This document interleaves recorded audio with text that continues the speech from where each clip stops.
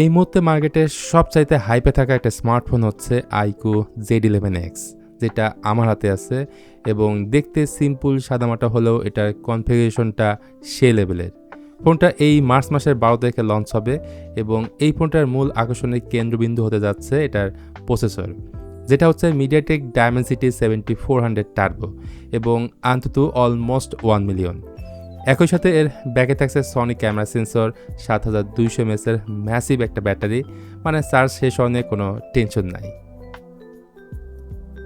তো শুরু করব এই ফোনটার ডিজাইন দিয়ে।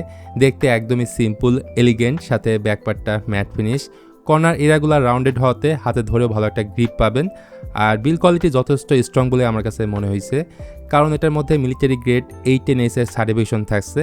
ইনফ্যাক্ট IP68 অ্যান্ড IP69+ এর রেটিং থাকছে। তবে এটাও সত্য, ব্যাক সাইড ফ্রেম সবখানে থাকছে প্লাস্টিক। আর মোট দুইটা কালার এই ফোনটা পাওয়া যাবে, একটা হচ্ছে টাইটান ব্ল্যাক, অন্যটি গ্রিন কালার। ডিভাইসটার উপরের দিকে থাকছে সেকেন্ডারি নয়েজ ক্যান্সেলেশন মাইক, বাম পাশে সিম কার্ড ট্রে, যার মধ্যে দুইটা সিম কার্ডই আপনারা লাগাতে পারবেন। বাম পাশটায় রয়েছে ভলিউম কি and power button. IQOO Z11X এর সামনের দিকে থাকছে 6.7 ইঞ্চের একটা ফুল HD+ IPS LCD প্যানেল, যার রিফ্রেশ রেট 120 Hz, উপরে 5 আছে। লোয়াসিন বেশ খানিকটা মোটা। তবে দুঃখের বিষয় হলো এই ডিসপ্লেতে কোনো HDR সাপোর্ট থাকছে না, সো আপনি কোনো প্ল্যাটফর্মে HDR ভিডিও দেখতে পারবেন না। যদিও ওয়াইড-অন এলনের লাইসেন্স থাকছে, সো ফুল HD ভিডিও সব প্ল্যাটফর্মে দেখতে পারবেন। টু বি ভেরি অনেস্ট, এটা IPS প্যানেল হলেও এটার ব্রাইটনেস, কালার, কন্ট্রাস্ট সবই আমার কাছে ভালো লাগছে। অ্যানিওয়ে, এই ফোনটায় পয়সা হিসেবে মিডিয়াটেক ডায়মেনসিটি 7400 টার্বো ব্যবহার করা হয়েছে। এটা মূলত 4nm এর একটা চিপ। গ্রাফিক্স সেশনে আছে মালি G615।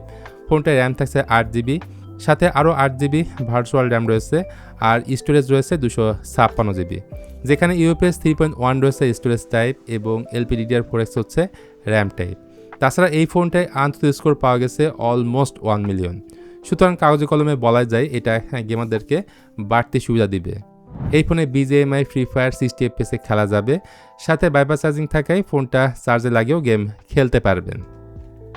বাই দ্য ওয়ে, আইকুর এই ফোনটা কিন্তু এবার থাকছে OS 6 based on latest Android 16। এটার ইউআইটা অনেকটা আইফোন স্টাইলের, খুবই ক্লিন, তেমন একটা বাগ ভুলকে দেখা পাবেন না। আশা করি লং রানে গিয়েও ভালো একটা রেজাল্ট পাবেন। এর পাশাপাশি দুইটা মেজর অ্যান্ড্রয়েড আপডেট এবং 4 বছরের সিকিউরিটি আপডেট দিবে আইকু। এবার যদি আমরা রিয়ারে যাই, যেখানে 50 মেগাপিক্সেল সনি সেন্সরের পাশাপাশি থাকছে আরও একটা সেন্সর। সম্ভবত এর মেইন ক্যামেরায় কোনো ওয়াইস নাই, আর সেলফি ক্যামেরা 32 মেগাপিক্সেলের। ভিডিও ক্ষেত্রে মেইন ক্যামেরা দিয়ে ভিডিও করা যাবে সর্বোচ্চ 4K 30 FPS এবং ফ্রন্ট ক্যামেরা দিয়ে করা যাবে 1080p 30 FPS। আর এই সমস্ত কিছুকে ব্যাকআপ দিতে আইকিউর এই ফোনটাই থাকছে 7200 mAh এর ম্যাসিভ একটা ব্যাটারি, এবং এটার বক্সে আপনি 40 ওয়াটের একটা চার্জারও পেয়ে যাবেন। তো এই ছিল আইকু Z11X এর একটা কমপ্লিট স্পেসিফিকেশন রিভিউ। আর এই ফোনটা যেহেতু এই মার্চ মাসের 12 থেকে ইন্ডিয়াতে লঞ্চ হবে, আশা করি তার পরপরই দেশের মার্কেটে চলে আসবে। তো এই ভিডিওটা আপনাদের কাছে কেমন লাগলো সেটা অবশ্যই জানাতে পারেন কমেন্ট করে। ভিডিওটি ভালো লাগলে প্লিজ এটা লাইক বাটন শেয়ার করতে পারেন আপনার বন্ধুদের সাথে।